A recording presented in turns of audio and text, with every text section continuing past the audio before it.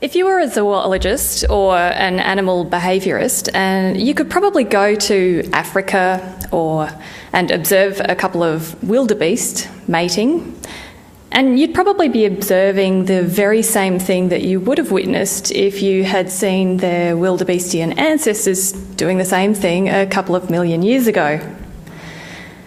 But humans aren't like that. Our sexual behaviour isn't static, it's constantly changing. It changes because social structures and marital systems change. It changes because we develop contraceptives to thwart nature's reproductive endgame. It changes because we learn new ways of having fun and enjoying ourselves in the bedroom. And it also changes because of the sexually transmitted infections that so frequently want to share in any fun that we happen to be having in the bedroom. The Kinsey reports, two books titled Sexual Behaviour in the Human Male and Sexual Behaviour in the Human Female, were published in 1948 and 1953, respectively, and they probably mark the beginning of our modern quest to document and catalogue and understand the breadth of human sexual behaviour. And even in the few short decades since these books were published, there have been dramatic changes in sexual practices. And interestingly, some of the changes in our sexual behaviour are not written in any report, but they're actually written in the sexually transmitted infections that have co-evolved with us. And my favourite example is herpes.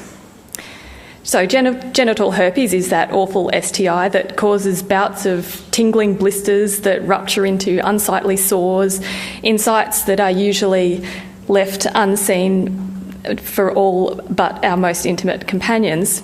And as far as STIs go, genital herpes isn't actually that bad. Up to 80% of people who have been infected remain completely asymptomatic, and most others will have one or perhaps a few outbreaks, despite the virus establishing a lifelong residence inside the sensory nerves that lie under our skin. And there are, in fact, two different types of herpes simplex virus that infect humans. There's herpes simplex virus 1, or HSV1, and herpes simplex virus 2, HSV2. Now, most cases of genital herpes in humans are caused by HSV2, and in Australia, HSV2 affects about 12% of adults. Its cousin, HSV1, usually stays above the belt, causing facial cold sores. Now, humans and herpes viruses have been evolving together for millennia, and in the late 1960s, researchers made the observation that these two herpes simplex viruses do clearly occupy those two different territories on the human body. HSV1 on the mouth, HSV2 on the genitals. And humans are actually quite unique in having two very closely related viruses that have evolved to occupy very distinct ecological niches on our bodies. If you look at our primate relatives, a single virus infects both mouth and genitals. And this is more than likely due to their sexual and social behaviour, and also to their anatomy. So in chimpanzees and other non-human primates, there's frequent genital inspection, both of their own and others. There's oral sex between males and females, and they also have a far more compact body shape, which means that self-grooming and autofellatio are literally well within reach. And it's quite likely that these behaviours were also common for our own distant ancestors, which, depending on your views of autofellatio, is perhaps another reminder that evolution doesn't breed perfection in any way. But I guess that's, the price that you pay for being able to walk upright. But over evolutionary time, through changes in behaviour and changes to our anatomy, our genitals and mouths have become isolated, allowing HSV1 and HSV2 to become the genetically distinct viruses that they are today. So not only did our flexibility change as we began to walk upright, but our ancestors' sexual and social behaviour also changed. A proclivity for oral sex was replaced with a preference for face-to-face sex and kissing, so that mouths stayed with mouths and genitals stayed with genitals. So just as we can learn something of our ancestors' behaviour from looking at how we came to have two herpes simplex viruses, we can now also learn about current sexual norms by looking at where these two viruses reside. So as I mentioned before, in the 1960s it was observed HSV1 is in the mouth, HSV2 in the genitals, and it's still largely true, but the two viruses are increasingly squatting on each other's turf. So in just 2 decades ago, in 1994, less than 30% of Australian genital herpes were caused by the facial HSV1. But by 2006, the number had increased to over 40%. So we're having more oral sex, I guess. But that's not really a big deal. I mean, it certainly doesn't make us more promiscuous. But what other aspects of sexual behaviour have changed? And here again, I'd like to introduce you to one of our evolutionary fellow travellers, another STI that takes up residence in our nether regions if we give it half the chance, and that's chlamydia. So in Australia, chlamydia is our most common bacterial STI, and as it is in many Western countries around the world. And every diagnosis of chlamydia is notified to the Department of Health, and over the years, these notifications have been steadily increasing. Again, 2 decades ago, there were just 7,500 notifications of chlamydia infection in the entire country. In 2014, we can fairly safely assume that it will be more than 10 times that number. In both 2012 and 13, we had over 82,000 cases of chlamydia notified. Now, surveys suggest that around 5% of young people below the age of 30 have chlamydia, so 1 in 20. And so if all of you were between the ages of about 15 and 30, you could safely say that there would be a handful of you in the audience that had chlamydia. Now, chlamydia is incredibly easy to test for, it's really easy to treat, but it's also extremely easy to pass on from one person to another. And this is particularly so because around 4 out of 5 men and women who have chlamydia are completely unaware that they even have the infection. And while it hangs around in its unsuspecting host, not only can it be transmitted unwittingly to other sexual partners, but it can also do some pretty serious damage, particularly in women. So it causes internal scarring of the reproductive tracts, especially the fallopian tubes, and this can leave some women infertile, and it also leaves women at higher risk of having ectopic pregnancies if they fall pregnant. And other women have chronic pelvic pain even after an infection has completely subsided. But when we look at who gets chlamydia, there's a pretty clear picture that emerges about who's at risk. And it's a picture that's mirrored in most sexually transmitted infections that are studied, from gonorrhea to HIV to genital herpes. And perhaps surprisingly, the picture that emerges is not all about condoms. For a start, condoms don't protect you from everything. They won't protect you from our good friend herpes simplex, and they are probably not going to protect you that well from things like genital warts either. And the other thing is that people are reluctant to use condoms, which puts them obviously at increased risk of contracting an STI. So in 2008, researchers at La Trobe University conducted a survey of Australian school students to ask them about their sexual practices and what they knew about sex. And of those who were having sex, which was over a quarter of Year 10 students and over a half of Year 12 students, only about half of those were consistently using condoms. But other than not using a condom, what behaviours then put you at risk of contracting an STI? Well, a survey of chlamydia infection in young people attending general practices was recently conducted by former colleagues of mine at the University of Melbourne, and when they looked at what factors were associated with infection, they found that the number of partners that someone had in the 12 months before being tested was more strongly associated with chlamydia infection than whether or not they had consistently used condoms. So around 5% of young people overall were infected with chlamydia. But for people who had 3 or more partners in the 12 months before they were tested, 11% were infected. Women with multiple partners were 4 times as likely to have an infection than the women who only had one partner, and men were 5 times as likely to have an infection if they had multiple partners than if they were less promiscuous.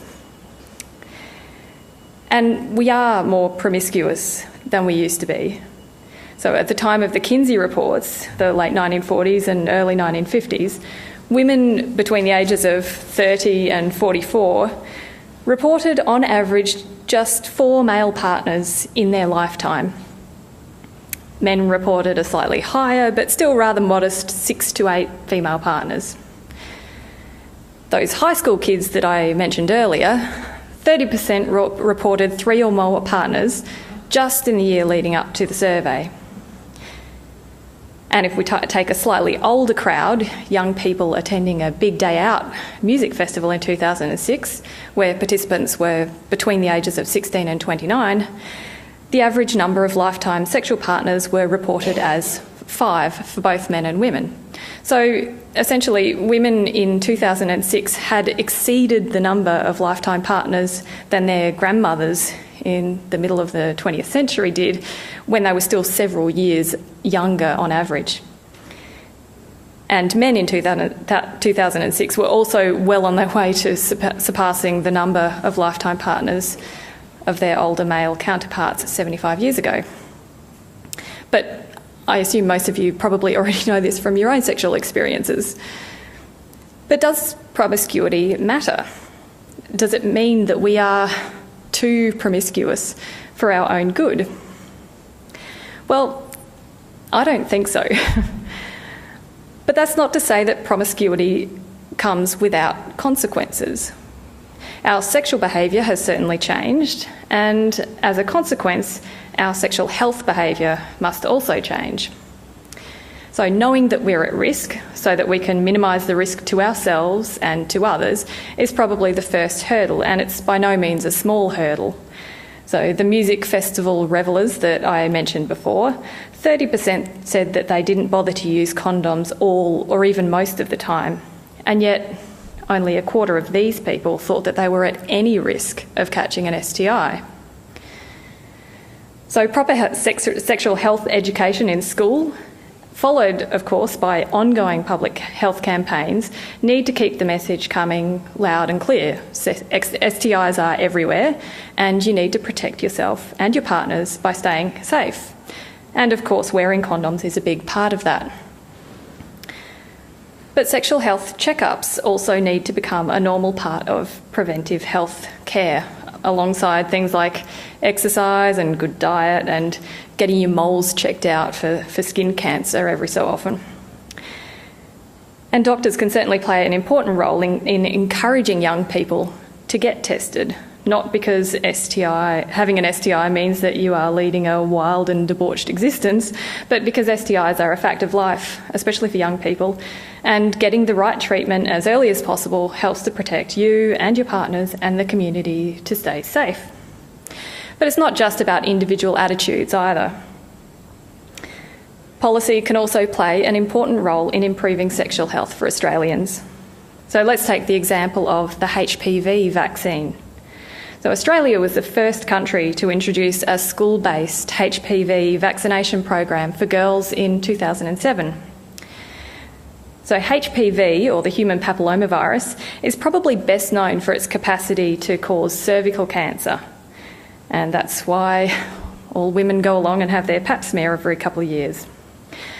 But there is now clear evidence that it can also cause anal cancer, penile cancer, vaginal and vulval cancers, and cancers of the oropharynx, which is your throat, essentially.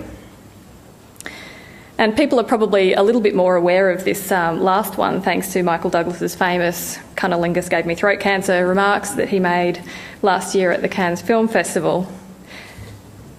So Gardasil, the vaccine used in the school vaccination program, protects against 2 of the main types of HPV that cause cancer. And it also protects against 2 types that don't cause cancer but instead cause the majority of the lovely cauliflower-shaped genital warts. When the HPV vaccine was introduced into Australia in 2007, there were the usual outcries from fringe groups in the community claiming that vaccinating 12 and 13-year-olds would somehow make them more promiscuous. I don't think they knew what the data was anyway. But sense prevailed, and research has already shown that the vaccination program is working, and it's working really well. At the Melbourne Sexual Health Centre, which is just up the road, clinicians have already seen a dramatic decrease in genital warts in young women since the vaccination program was introduced. So between 2004, a few years before the vaccine was introduced, and 2010 to 11, the rate of genital warts in female patients plummeted from almost 10% to less than 2%. And it's fairly likely that a similar decline in cervical and other genital cancers, as well as head and neck cancers, will be observed over the coming decades, especially now that boys are also included in the immunisation program. So this is a clear example of sensible policy that's listened to the science, and it's now minimising harm that a sexually transmitted infection can cause. So are we too promiscuous for our own good? Well, I don't think so, but we do need to remain vigilant if we are going to reduce the spread of sexually transmitted infections and to reduce the harm that they cause. But, you know, humans and sexually transmitted infections have been bedfellows for absolutely millennia. But with the right knowledge, the right evidence-based policies, and an openness to discuss and address sexual health as a community, we can certainly make a difference. Thank you.